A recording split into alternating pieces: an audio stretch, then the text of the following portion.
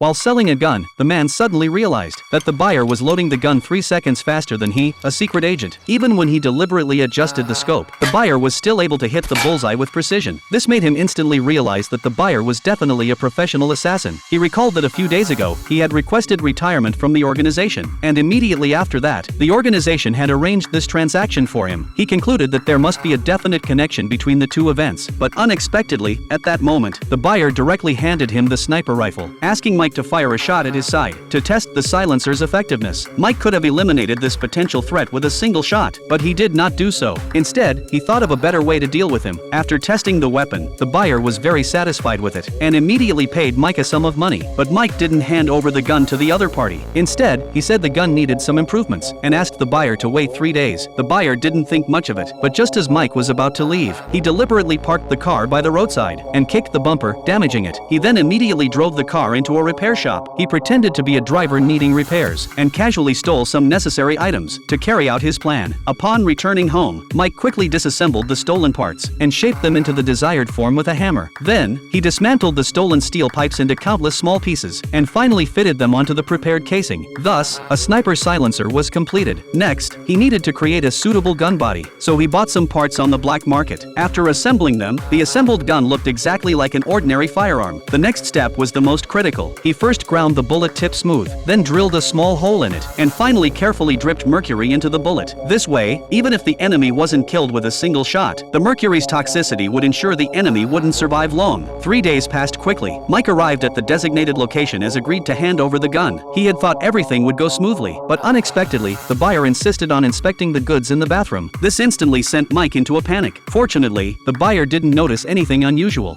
Goodbye, Mr. Butterfly. Looking at the remaining payment in his hand, Mike seemed to realize he had overreacted, but on the way back, the buyer suddenly received a mysterious call. Find one.